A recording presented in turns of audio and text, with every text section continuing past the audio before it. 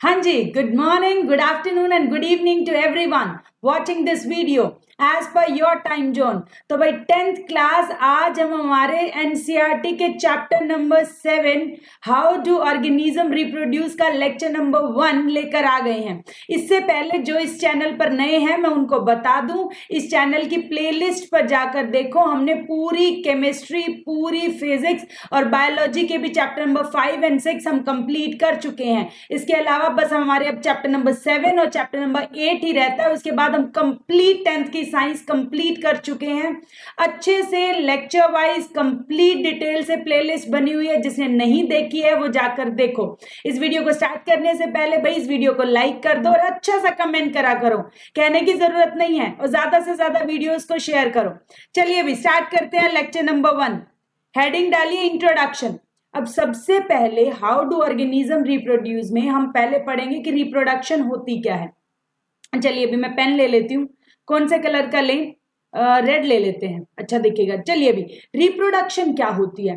Reproduction मेरा बच्चा एक प्रोसेस है जिससे लिविंग ऑर्गेनिजम्स क्या है, अपने ही जैसे न्यू इंडिविजुअल जो उनके जैसे सिमिलर होते हैं, सेम नहीं होते हैं, आइडेंटिकल नहीं होते हैं, सिमिलर होते हैं, सबके 2 कान, 1 नाक, 2 हाथ ऐसे होते हैं। तो अपने सिमिलर काइंड के, जैसे ह्यूमन बींग्स है तो ह्यूमन बींग्स प्रोड्यूस करते हैं, कैट्स है वो कैट्स प्रोड्यूस करती हैं, डॉग्स है वो डॉग्स प्रोड्यूस करते हैं। ऐसा थोड़ी है ह्यूमन बींग्स ने डॉग्स प्रोड्यूस कर दिए। तो सिमिलर, अपने ही सिमिलर काइंड के ऑर्गेनिजम्स को रिप्रोड्यूस करते हैं रिप्रोडक्शन से।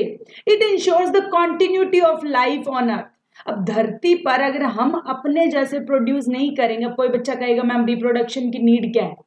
तो रिप्रोडक्शन ऐसा कोई लाइफ प्रोसेस नहीं है। जैसे हमने चैप्टर नंबर 5 में लाइफ प्रोसेसेस पढ़ी थी, न्यूट्रिशन, खाना खाना, रेस्पिरेशन, सांस लेना, या रेस्पिरेशन को मैं कहूँ ऑक्सीडेशन ऑफ फूड करना, ब्रीदिंग अलग होती है, रेस्पिरेशन अलग होती है, ठीक है। या फिर ट्रांसपोर्टेशन, ब्लड या किसी भी फूड मटेरियल का ट्रांसपोर्टेशन करना या एक्सक्रीशन करना, वो सारी लाइफ प्रोसेसेस थी, मतलब वो जिंदा रहने के लिए जरूरी थी। रिप्रोडक्शन जिंदा रहने के लिए जरूरी नहीं है, मतलब अगर एक इंडिविजुअल बच्चे पैदा ना भी करे तो वो मर नहीं जाएगा, लेकिन रिप्रोडक्शन जरूरी इसलिए है क्योंकि उससे हम अपने ही जैसे सिमिलर प्रोड्यूस करते हैं और इस धरती पर लाइफ कंटिन्यू रहेगी। फॉर एग्जांपल जैसे अब हम कह रहे हैं कि डायनासोर्स खत्म हो गए हैं, तो उस जैसे और है ही नहीं, कोई और प्रोड्यूस ही नहीं कर रहा, ठीक है। और हम कह रहे हैं टाइगर्स, लॉयंस ये अब एक्सटिंक्ट होने वाले हैं, मतलब उन जैसे और कम प्रोड्यूस हो रहे हैं, उनका अमाउंट कम बच चुका है। तो ह्यूमन बींग्स अपने ही जैसे और इसलिए प्रोड्यूस करते हैं ताकि लाइफ कंटिन्यू रहे धरती पर, ह्यूमन बींग्स बने रहे। ऐसा नहीं है कि मतलब पता ही ना हो कि ह्यूमन बींग्स भी हुआ करते थे कुछ, ठीक है। Nucleus of the cell contains DNA, सबको पता है भाई डीएनए क्या होता है, सबको पता है। डीऑक्सी राइबो न्यूक्लिक एसिड, ये पता होना चाहिए फुल फॉर्म भाई। डीएनए की फुल फॉर्म आपके सिलेबस में है, पता होनी चाहिए। Deoxy ribo nucleic acid which is heredity material, सबको पता है कि फादर मदर से डीएनए जाता है, ठीक है। तो डीएनए क्या होता है? Deoxyribo nucleic acid. DNA replicates and form a new cell causing variation, सबको पता है डीएनए कॉपी क्रिएट करता है, और हमें पता है जेरोक्स कभी भी सेम नहीं होती। आप कहोगे मैम जेरोक्स तो सेम होती है। अरे भाई किसी दिन नोटबुक ले जाकर जेरोक्स निकलवाना, आपकी नोटबुक में आप कलर पेन से लिखते हो लेकिन जेरोक्स हमेशा ब्लैक ही निकालता है। तो जेरोक्स कॉपी सेम करता है लेकिन कलर तो नहीं जीरो। आप कहोगे मैम हम तो कलर्ड निकलवा लेंगे, है ना, आप ऐसे कहोगे हम तो कलर्ड निकलवा लेंगे, फिर भी कलर्ड में भी वो फीका आएगा।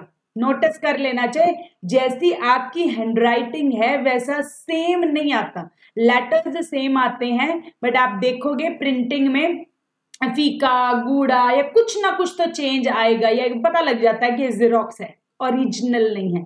पता है ना, ओरिजिनल और जेरोक्स में हर कोई अंतर बता सकता है। तो जब भी ऐसे ही डीएनए, जब रिप्रोडक्शन प्रोसेस होती है और डीएनए कॉपी होता है तो उस टाइम पे कुछ ना कुछ वेरिएशन तो आती ही आती है। So these new cells will be similar, इसीलिए सिमिलर होता है, आइडेंटिकल नहीं होता है। May not be identical so the original cell, अपने ओरिजिनल सेल जैसा आइडेंटिकल नहीं होता है, हाँ सिमिलर होता है। जेरोक्स आप निकलवाते हो सेम होती है बट आइडेंटिकल नहीं होती है, बिल्कुल ही वो नहीं है कि तुम कॉपी से लिख ही दिया हो, ऐसा नहीं है। Variations are useful. अब आप कहोगे मैम अरे ये तो चेंज हो गया, तो क्या हो गया, वेरिएशंस जरूरी हैं। जैसे कोरोना आया था मेरे बच्चा, इसका बेस्ट एग्जांपल यही है। कोरोना आया, कोरोना में बहुत लोगों की डेथ हुई, लेकिन हम लोग बच गए। तो कोरोना में जिन लोगों का इम्यून सिस्टम कमजोर था वो उस वायरस को सहन नहीं कर पाए और उनकी डेथ हो गई। और जो वेरिएंट थे, मतलब जो उनसे अलग थे, जो उसको सहन कर पाए, ठीक है, तो वो जिंदा रह गए। तो वेरिएशंस बॉडी में जरूरी है, मतलब मदर फादर से बच्चा अलग होता है, बच्चे से उसके बच्चे अलग होते हैं।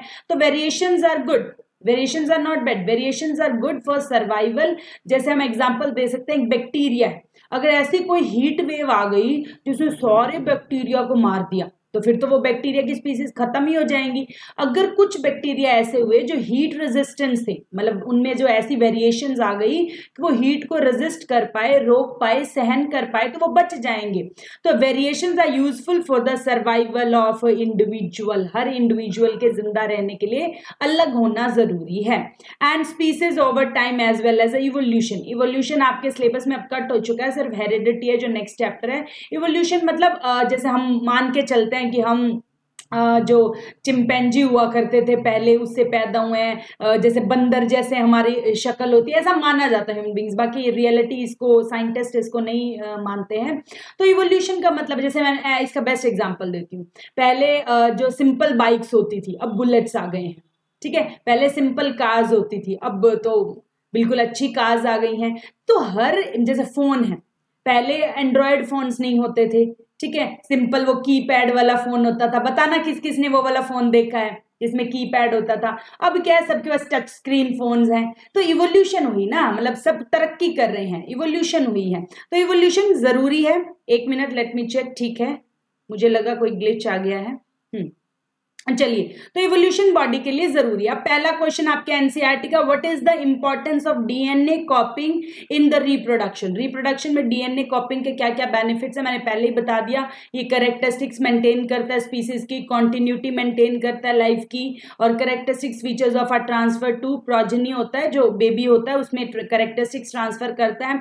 इट प्रोड्यूसेस वेरिएशन, ये सबसे ज्यादा इंपॉर्टेंट है डीएनए कॉपिंग में। अगर वेरिएशंस होएगी तो स्पीसीज को जिंदा रहने में और तरक्की करने में, मतलब पहले से अब के बच्चे एडवांस हैं।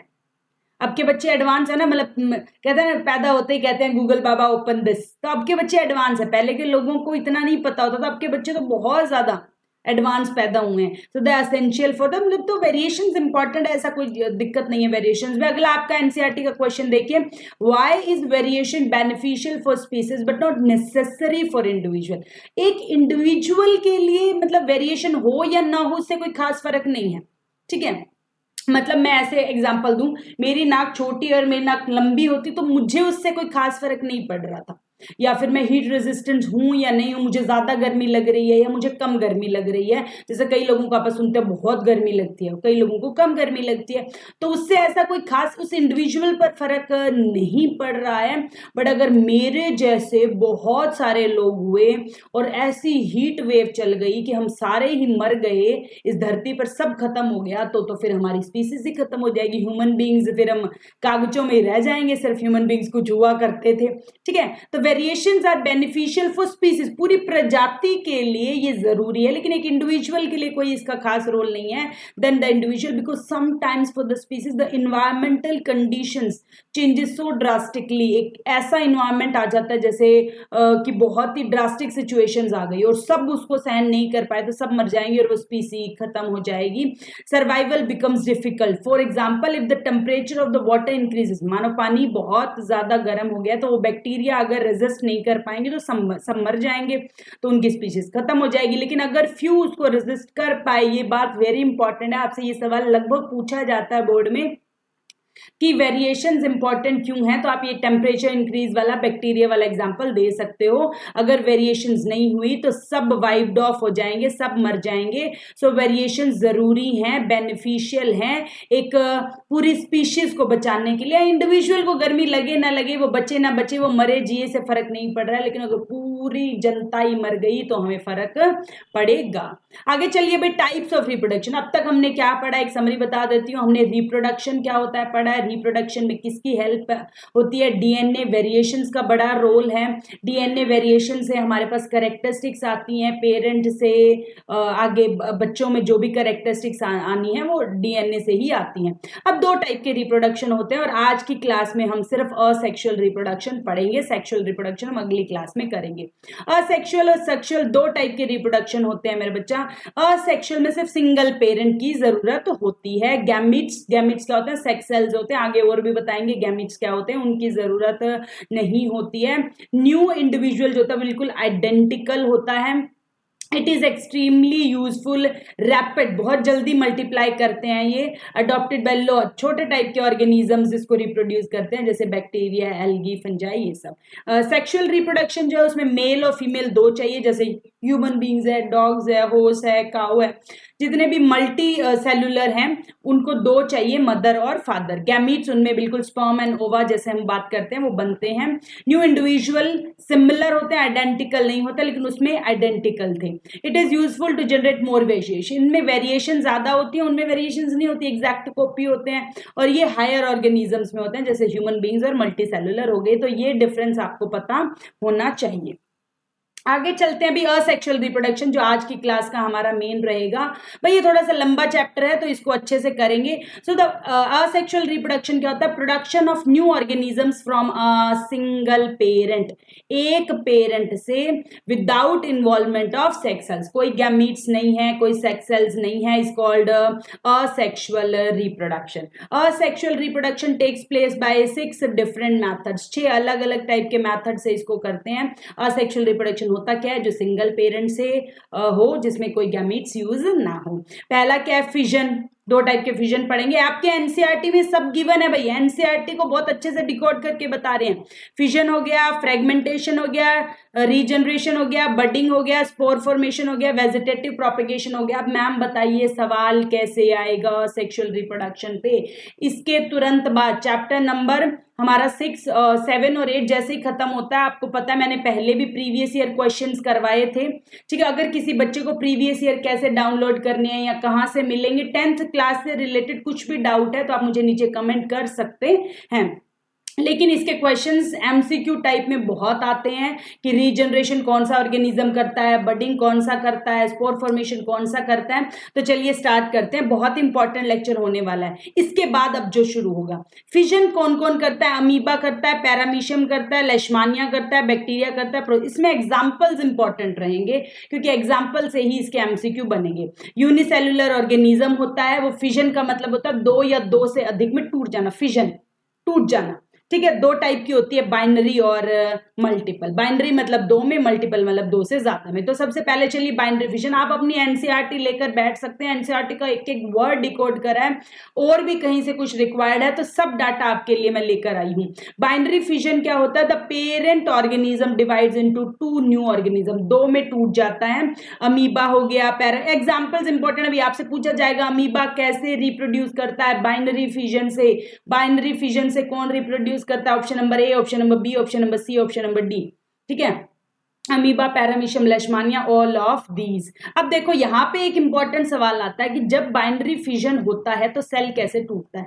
सबसे पहले ये एक सेल है, ये इसका न्यूक्लियस है। सबसे पहले न्यूक्लियस इलोंगेट होता है, सबसे पहले न्यूक्लियस की डिवीजन होती है। ये सवाल पूछा जाता है, पहले साइटोप्लाज्म टूटता है कि न्यूक्लियस टूटता है। सबसे पहले न्यूक्लियस इलोंगेट होता है, पहले स्टेप में न्यूक्लियस बड़ा हुआ, दूसरे स्टेप में न्यूक्लियस टूट गया, और चौथे स्टेप में जिस न्यूक्लियस में टूटा उतना ही उनका साइटोप्लाज्म भी अलग हो गया। मतलब साइटोप्लाज्म सेकंड स्टेप में हो रहा है, पहले न्यूक्लियस अलग हो रहा है, 2 हिस्सों में टूट रहा है, न्यूक्लियस की डिवीजन हो रही है। न्यूक्लियस की डिवीजन के टाइम ही डीएनए रेप्लिकेट हो रहा था, वेरिएशंस जो भी आ रही थी वो इसी टाइम आ रही थी उसमें सेक्सुअल रिप्रोडक्शन में, क्योंकि उसमें पेरेंट्स 2 होते हैं। यहाँ पे इतना नहीं होता है क्योंकि एक ही न्यूक्लियस है, 2 हिस्सों में टूटा है।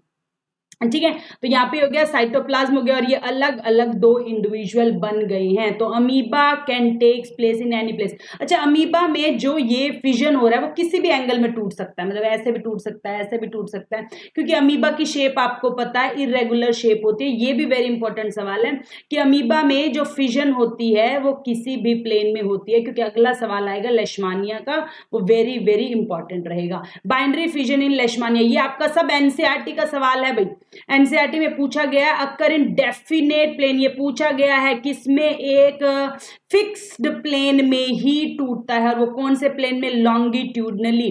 क्यों? क्योंकि इसमें ये देखो एक फ्लैजेलम है यहाँ पर, ठीक है, तो यहां से दूसरा फ्लैजेलम बनेगा और ये सिर्फ इसी एंगल पे टूट सकता है, क्योंकि अगर ये इस एंगल पे टूट गया तो फ्लैजेलम आएगा ही नहीं, नहीं टूट सकता इस एंगल पे, इरेगुलर शेप नहीं है। वेरी इंपॉर्टेंट सवाल है, कौन सा ऑर्गेनिज्म बाइंडरी फिजन में एक फिक्स्ड प्लेन में टूटता है, लेशमानिया, और कैसे, लॉन्गिट्यूडनली, ऐसे लंबाई में टूटता है।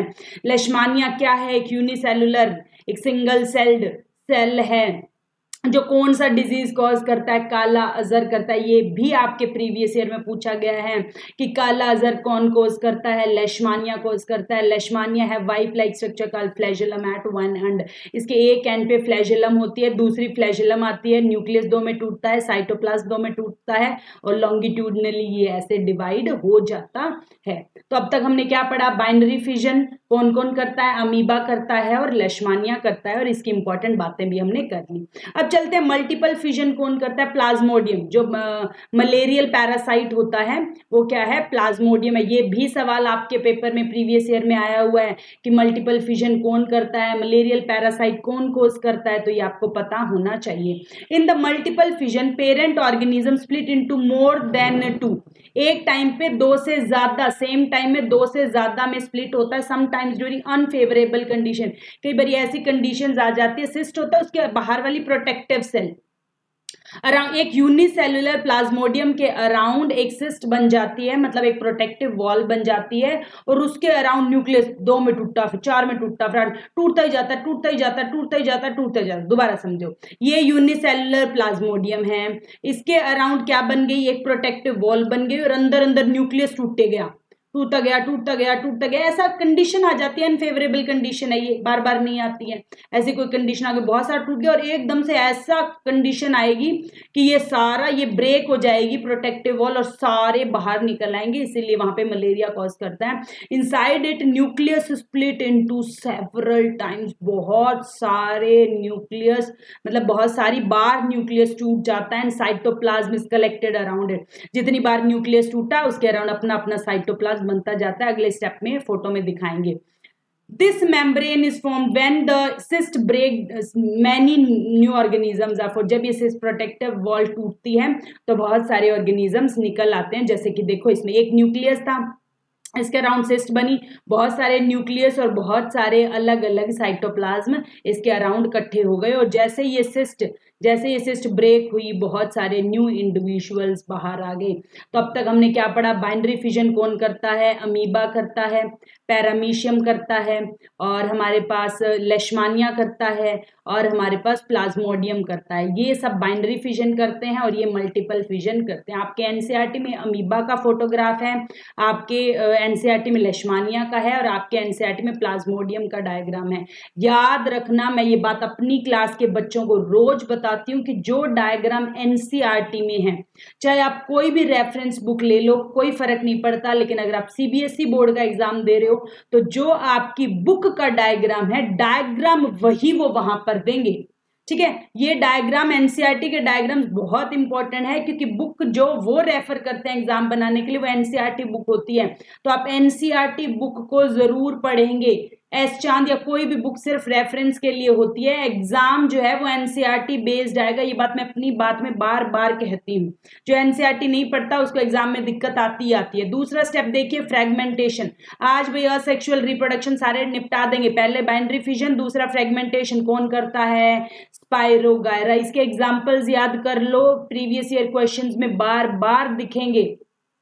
The process in which simple multicellular, unicellular नहीं है, सिंपल, एक एक वर्ड इंपॉर्टेंट है एनसीईआरटी का, उसमें क्या थे, यूनिसेलुलर थे, इसमें सिंपल मल्टीसेलुलर। ऐसा नहीं कि ह्यूमन बींग्स है, नहीं, सिंपल मल्टीसेलुलर।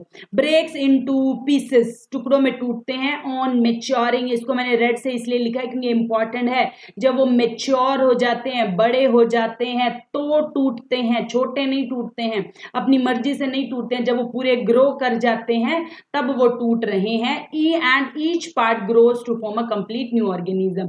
जैसे कि यहाँ देखो स्पाइरोगायरा है, वो 3 हिस्सों में टूटा, जब वो फुल बड़ा हो गया तब वो 3 हिस्सों में टूटा और तीनों हिस्से बड़े होकर वापिस एक नए इंडिविजुअल बन गए। यानी कि एक ने 3 बना दिए, एक 4 भी बना सकता है, एक 2 भी बना सकता है, कितने भी बना सकता है, अपनी मर्जी से वो फ्रैगमेंट्स में टूटता है। जब बड़ा हो जाता है वही फ्रैगमेंट्स आगे पूरा इंडिविजुअल बना देते हैं। ऐसा एग्जाम्पल क्या है, स्पाइरोगायरा। नेक्स्ट चलते हैं अभी रीजनरेशन। रीजनरेशन में और इसमें अभी जो हमने पढ़ा है फ्रैगमेंटेशन में क्या फर्क है। फ्रैगमेंटेशन मैच्योरिटी पर हुआ था, रीजनरेशन कई बार एक्सीडेंटली हो जाता है। जैसे पढ़ते हैं, ये भी सिंपल मल्टीसेलुलर है।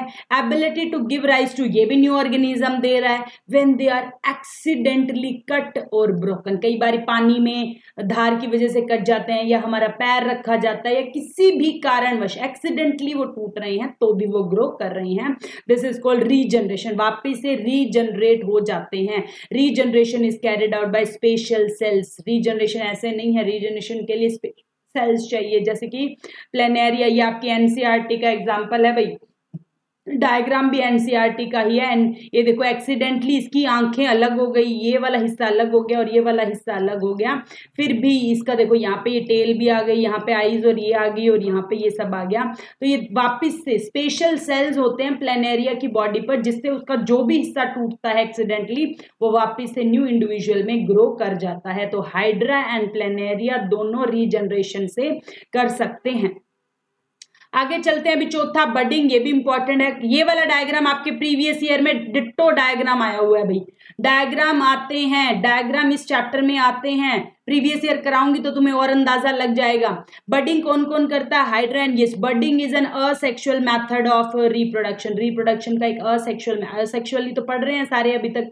असेक्सुअल में क्या था, सिंगल पेरेंट चाह रहे थे हम, सिंगल पेरेंट हैं। गैमीट्स की कोई बात नहीं कर रहे मैम। आइडेंटिकल बन रहे हैं, बिल्कुल बन रहे हैं मैम। तो जो असेक्सुअल वाला स्टार्टिंग में करा था वो सारे क्राइटेरिया फॉलो हो रहे हैं। एग्जाम्पल कौन कौन से हैं, बडिंग के हमने कर लिए, अभी कर लेंगे। बाइनरी फिजन कर लिया, मल्टीपल फिजन कर लिया, रीजनरेशन कर लिया, ठीक है, फ्रैगमेंटेशन कर लिए। तो ये साथ साथ एग्जांपल्स कौन क्या कर रहा है, कैसे कर रहा है, उसकी डेफिनेशन, डायग्राम सब टिप्स पर होने चाहिए। इन विच स्मॉल आउट ग्रोथ, एक बड निकल कर आता है, स्मॉल सा ऐसे बड निकल आता है, develop from the parent body and develops, and वो बड ही पूरा इंडिविजुअल बन जाता है और इंडिविजुअल बनने के बाद उसकी बॉडी से अटैच होकर पूरा अपनी मैच्योरली न्यू ऑर्गेनिज्म की तरह ग्रो करता है। जैसे कि यहाँ देखिए एक छोटू सा बड आया, छोटा सा आया, फिर इसके बाद थोड़े से उसके हाइड्रा की तरह दिखा, फिर थोड़ा और डेवलप करा, फिर डी अटैच हो गया और अपने इंडिविजुअल की तरह ग्रो करना स्टार्ट हो गया। तो आपसे पूछा जा सकता है ये डायग्राम किस प्रोसेस को दिखा रहा है, ये बडिंग को दिखा रहा है। इसमें ये क्या है, बड है, यहाँ पे बड बड़ा हो गया, यहाँ पे बड डी अटैच हो गया और यहाँ पे बड एक इंडिविजुअल की तरह ग्रो कर रहा है। चलिए जी नेक्स्ट चलते हैं, बडिंग इन यीस्ट। यीस्ट में भी बडिंग हो सकती है। यीस्ट देखो ये न्यूक्लियस है, ये पेरेंट सेल है, यहाँ पे भी एक बड आया, यहाँ पे न्यूक्लियस और साइटोप्लाज्म अलग हो गए और ऐसे बहुत। अच्छा, इसको कहते हैं चेन ऑफ बडिंग, ठीक है। ये एक बड बना, फिर बड के भी और chain of yeast cell formed. ऐसा भी हो सकता है, कई बार एक बड टूटता नहीं है, उसका अलग से एक बड भी आ जाता है। तो ये खूबसूरती है, कोई ऐसी बात नहीं है। आपको एग्जाम्पल्स याद रखने हैं, बडिंग किस किस में होती है, यीस्ट में होती है और हाइड्रा में होती है। नेक्स्ट चलते हैं स्पोर फॉर्मेशन। ये बड़ा इंपॉर्टेंट है, बच्चों को कई बार समझ ही नहीं आता है। स्पोर फॉर्मेशन जो है राइजोपस में होता है, इसका एग्जांपल इंपॉर्टेंट है। और ब्रेड मोल्ड ही उसका नाम है, राइजोपस कह लो या ब्रेड मोल्ड कह लो। In the process, parent organism produces hundreds of microscopic reproductive units called spores. Spore formation में जो organism होता है वो spores बनाता है। When spore केस, अच्छा, उन स्पोर्स को एक केस में बंद कर लेता है और जब वो ब्रस्ट होता है, स्पोर केस स्पोर्स बनाता है। स्पोर फॉर्मेशन में ऑर्गेनिज्म स्पोर्स बनाता है और वो जब वो स्पोर्स स्पोर केस में बंद होते हैं तो वो हर एक अनफेवरेबल कंडीशन को मतलब सहन कर सकते हैं। जैसे मानो मैं ऐसे कहूँ कि हमने ब्रेड है, उस पर घी घू लगा के रख दिया टेबल पे, 2 दिन के बाद हम देखेंगे उस पर कॉटन वाली लेयर आ जाएगी। किस किस ने देखा है कमेंट करो, कि वो ब्रेड खराब हो जाता है, फफूंदी सी आ जाती है पूरी, रोटी भी रख दें उस पर भी वाइट वाइट फफूंदी सी आ जाती है, तो वो क्या है, वो ब्रेड मोल्ड ही तो है, ब्रेड बिल्कुल खराब हो जाता है। अगले पेज पे दिखाऊंगी आपको डायग्राम में। तो वो क्या थे, स्पोर्स जो हवा में फैले हुए थे, जैसे ही उसने देखो ब्रेड तो आके वो ब्रेड पर बैठ गई, ठीक है। तो वो क्या हो गया, पूरा कॉटन लेयर आ गई राइजोपस की। तो वो पहले घूम रहे थे हवा में, जैसे उन्होंने खाना देखा आकर वहां पर बैठ गए। When spore case burst spread into air and under favourable conditions they germinate, आकर उनको जैसे ही मिला, जैसे हम बीज उगाते हैं, बीज को पानी देते हैं, खाद देते हैं, तो उनको जैसे ही अपनी कंडीशंस मिलती है वो उग कर बाहर आ जाते हैं, वैसे स्पोर्स को खाना मिला तो वो उग गए and produces a new organism. थोड़े दिन उस ब्रेड को छोड़ के देखो, उस पर बिल्कुल निकल ही आएगा ग्रीन ग्रीन, ठीक है। Note, spores are covered by thick walls, मैंने पहले ही कह दिया, स्पोर्स जब हवा में घूम रहे हैं तो वो थिक वॉल्स से कवर्ड है, प्रोटेक्टेड है, until they come in contact with the moisture surface and begin to grow. जब तक उनको खाना नहीं मिलता ना, वो अपने उस प्रोटेक्टिव लेयर को तोड़ते नहीं है, स्मार्ट है, ठीक है। तो स्पोर फॉर्मेशन कौन करता है, राइजोपस करता है, ब्रेड मोल्ड उसका दूसरा नाम है, उसमें स्पोर्स बनते हैं और वो स्पोर्स एक स्पोर केस में प्रोटेक्ट होते हैं, जैसे ही उनको फेवरेबल कंडीशन मिलती है स्पोर केस फट जाता है और वो आके स्पोर्स खाने पर बैठ जाते हैं और ग्रो करना शुरू हो जाते हैं। तुम एक ब्रेड को 20 दिनों तक छोड़ के तो देखो, उगना शुरू हो जाएगा ग्रीन ग्रीन, ठीक है। आगे चलते हैं। Tiny spores of bread mould यानी कि राइजोपस एक फंगस है, उसका जो है present in the air, settle in the bread slice, bread slice पर सेटल कर जाता है, place for the few days and germinate, germinate करना शुरू हो जाता है। ऑब्जर्वेशन ऑफ, हम क्या ऑब्जर्व करते हैं, कॉटनी लेयर ऑब्जर्व करते हैं on the bread mould is this of this fungus, ठीक है। तो राइजोपस वो कह लो या ब्रेड मोल्ड फंगस कह लो, उसको हम कहाँ ऑब्जर्व करते हैं, हमारे डेली लाइफ में, रोटी पे या जो भी फफूंदी आ रही है, कॉटनी लेयर, किसी भी चीज को छोड़ दो उस पर एक कॉटन लेयर सी आ जाती है, वो फंगस की होती है। नेक्स्ट चलते हैं, डायग्राम में समझते हैं। ये देखो किस किस ने ऐसा देखा अभी नीचे कमेंट करो। स्पोर फॉर्मेशन इन राइजोपस फंगस, ये देखो हम ऐसा देखते हैं, ये इनको अगर मैं जूम करके दिखाऊं तो ये ऐसे दिख रहे हैं, देखो ये स्पोर्स हो गए, स्पोर केस हो गए, स्पोरेंजिया हो गई। इतना तुम्हारे सिलेबस में नहीं है, जितना तुम्हारे सिलेबस में है बस उतना याद रखो, जो डायग्राम तुम्हारे एनसीईआरटी में है वो देख लेना एक बारी। स्पोर्स पता होने चाहिए, स्पोर केस पता होना चाहिए, ये पूरा स्पोर, ये इसको हम स्पोरेंजिया कहते हैं, इसको हाइफे कहते हैं, ठीक है। इतना तुम्हारे सिलेबस में है उतना कर लेना।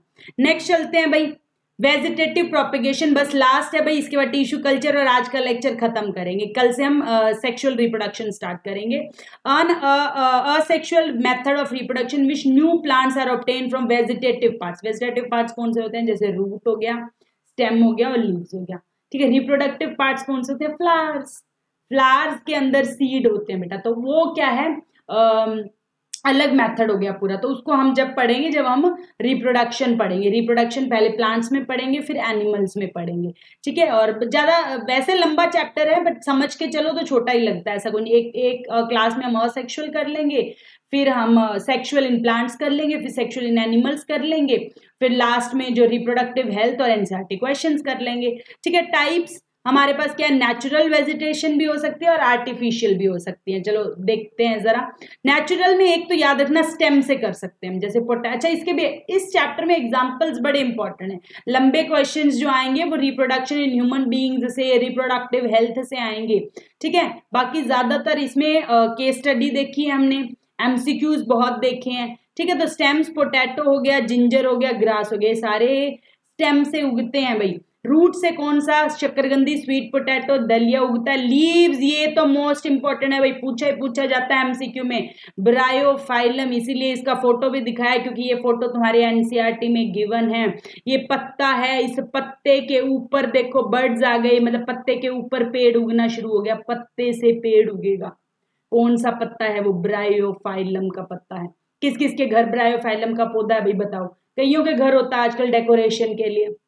तो ब्रायोफाइलम पेड़ जो है उसका अगर पत्ता नीचे गिर जाए तो वो जमीन में उगना शुरू कर देता है, मतलब और नए क्या उगा देता है, वो नए नए पौधे उगा देता है। तो क्योंकि ब्रायोफाइलम के पत्ते में ही क्या उगने शुरू हो जाते हैं, बर्ड्स, और पेड़ को रिप्रोड्यूस करता है। तो ये एग्जांपल्स आपको याद रखने हैं। आगे चलते हैं भाई, हम ये पूरा आपके एनसीईआरटी में एक्टिविटी दे रखी है कि एक पोटैटो ले लो और उसमें देखो तुम, छोटे छोटी आंखें, आई बोलते हैं उसको, ग्रीन ग्रीन कलर के होते हैं, बीच में नॉचेस, आपको वो उगाने होते हैं। ये इंपॉर्टेंट बात है। अगर आपको पोटैटो को उगाना है, मतलब नेक्स्ट ईयर के लिए आलू उगाने हैं ताकि हमें और नेक्स्ट ईयर आलू मिले, ठीक है, तो जो वो आलू उगाने हैं उनमें आइज देखनी है कितनी है, वो आइज से नए पेड़ बनेंगे, ठीक है। तो ये यहाँ पर दे रखा है, उनको ऐसे कट करो, वेट करो, ठीक है, बर्ड्स देखो उसमें कहाँ कहाँ हैं, नेक्स्ट फ्यू डेज के लिए उसको रख दो, ठीक है, तो आपको पता चल जाएगा रूट्स और शूट्स कहाँ आती है। Potato pieces without birds will not grow, ये सबको पता है। क्या कंक्लूजन है, मैंने आपको पहले बताते हैं। पोटैटो बर्ड जिसमें वो ग्रीन ग्रीन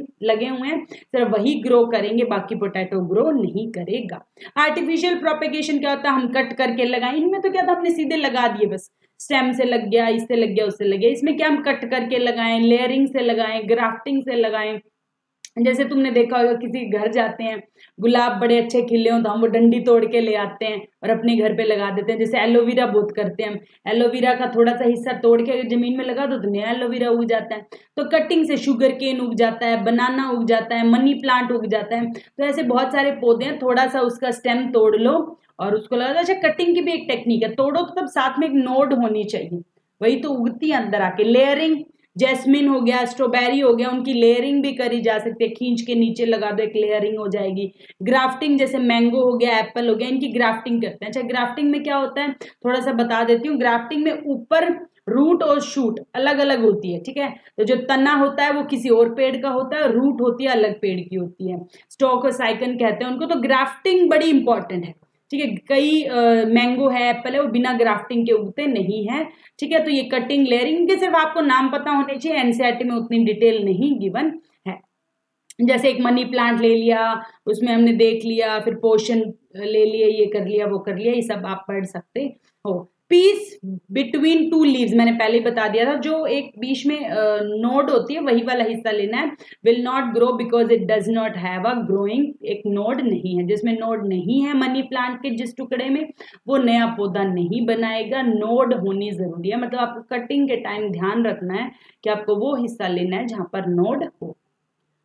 आगे चलते हैं भाई, एडवांटेजेस। ये क्वेश्चन वेरी इंपॉर्टेंट है भाई, 2 मार्क्स के हिसाब से ये वाला क्वेश्चन आ सकता है कि वेजिटेटिव प्रोपेगेशन का क्या फायदा। ये आपके एनसीईआरटी का क्वेश्चन भी है और ये इंपॉर्टेंट क्वेश्चन है भाई, ठीक है। तो वेजिटेटिव प्रोपेगेशन के फायदे क्या है, प्लांट्स जो इससे होते हैं, एक तो इसमें क्या है, प्रोपेगेशन में कोई हमें फ्लावर्स नहीं चाहिए। अभी अभी हमने पढ़ा वेजिटेटिव पार्ट से जो बनते हैं, 6th नंबर जो हमारा असेक्सुअल रिप्रोडक्शन का था, कि लीव से, रूट से और स्टेम से पौधा उगा रहे हैं। हमें इसमें कोई भी बीज की या फ्लावर की जरूरत नहीं है। जिनमें बीजों की जरूरत होती है वो सेक्सुअल रिप्रोडक्शन का पार्ट है। मैं दोबारा से रिपीट कर देती हूँ, असेक्सुअल रिप्रोडक्शन में स्टेम, रूट और लीफ चाहिए। तो यानी कि इसमें ऐसे जो पौधा है जिसमें फ्लावर्स या फ्रूट्स नहीं होते वो भी इससे उग सकते हैं।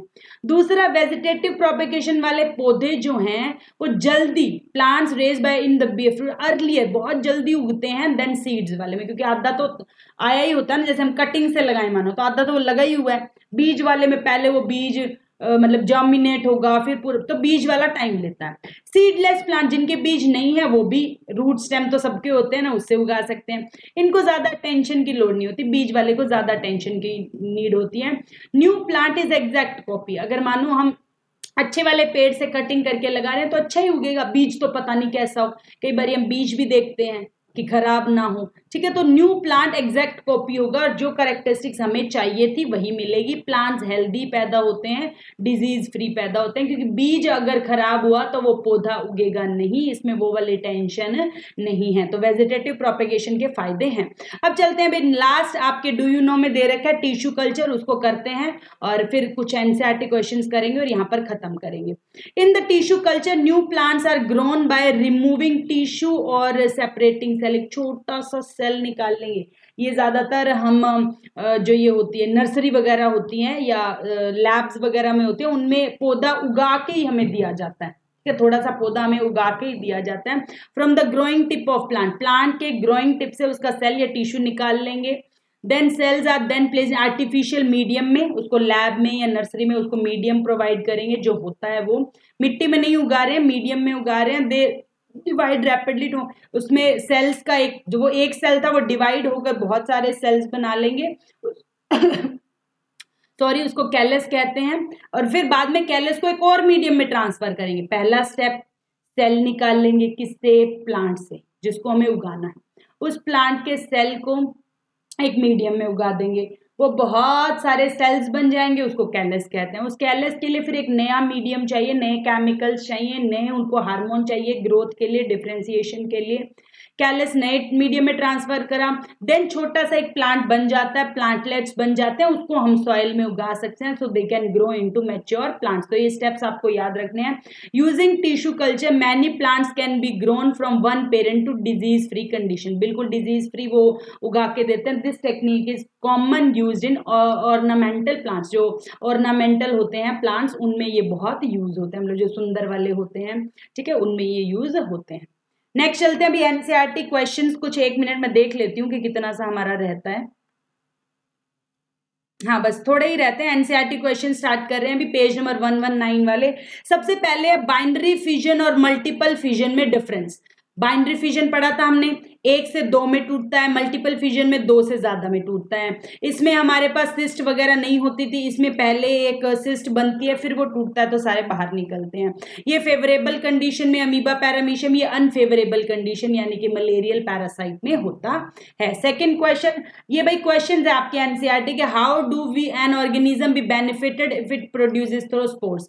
स्पोर्स से अगर बन रहा है तो इसके बेनिफिट क्या है, because spores are surrounded by thick layer which protects in the adverse conditions. मैंने आपको पहले ही बता दिया, स्पोर्स जब बनते हैं वो स्पोर केस में स्टोर होते हैं, वो तब तक नहीं स्पोर केस टूटता जब तक उसे खाना ना मिले। When the favourable condition occur, जब उसको फेवरेबल कंडीशन मिलती है तभी वो ग्रो करता है। In this way they successfully live in, मतलब अनफेवरेबल कंडीशन में वो मस्त रह रहे होते हैं अपने उस प्रोटेक्टिव लेयर के अंदर।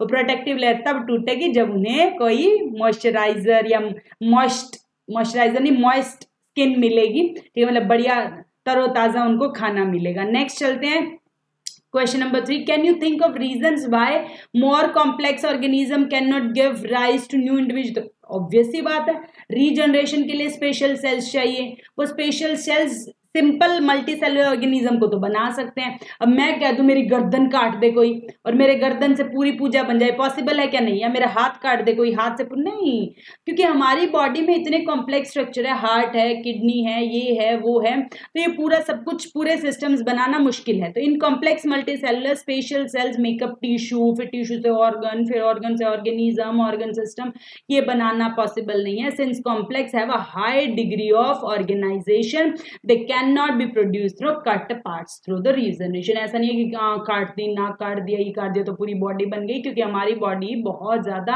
हाई डिग्री की है, इसको बनाना पॉसिबल नहीं है। For example, dog is a complex organism which can not B regenerated from the cut part से टेल। अगर मानो हमने कुत्ते की पूंछ काट दी तो कटी पूंछ के साथ ही घूमेगा, ऐसा नहीं कि पूंछ से नया कुत्ता बन गया।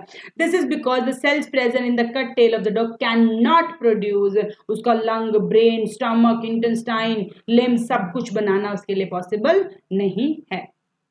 क्वेश्चन नंबर 4 हम पहले ही कर चुके थे भाई, एडवांटेजेस बताने थे वेजिटेटिव प्रोपेगेशन के। अब क्वेश्चन नंबर 5 आ गया, why is DNA कॉपिंग essential for reproduction. ये बात हम पहले भी कर चुके हैं, दोबारा बता रही हूं। It is essential for reproduction so that characteristics of the parents are transmitted to the offspring. DNA copying में कैरेक्टरिस्टिक्स आगे जाते हैं, at the same time some variations भी अक्कर करती हैं, और जो भी चेंजेस डीएनए कॉपिंग में आते हैं वो सर्वाइवल के लिए अच्छे हैं। तो ये डीएनए कॉपिंग वाला सवाल बार बार आ रहा है, इसको एक ही बार में याद करके मतलब छोड़ लो कि ये इंपॉर्टेंट क्वेश्चन है, पता होना चाहिए। आज के लेक्चर में हमने क्या क्या इंपॉर्टेंट पढ़ा, एक तो एग्जाम्पल सबके याद करने हैं, रीजनरेशन के, इसके उसके, जो भी 6 हमने पढ़े हैं, टिश्यू कल्चर पढ़ा है, इनके सबके एग्जाम्पल्स और क्या क्या प्रोसेस थी वो पता होने चाहिए। यहाँ से एमसीक्यू बहुत निकलेंगे। डिफरेंस पता होना चाहिए सेक्सुअल और असेक्सुअल में, बाइनरी और मल्टीपल में, रीजनरेशन और फ्रेगमेंटेशन में, स्पोर फॉर्मेशन की इंपॉर्टेंट बातें पता होनी चाहिए। जो भी क्वेश्चंस आपको कराए हैं मोर देन इनफ है। तो इसी के साथ आज का लेक्चर हम खत्म करते हैं। ऐसी और वीडियोस के लिए चैनल को सब्सक्राइब करना ना भूलें। तो तब तक के लिए keep learning, keep growing. Thank you so much.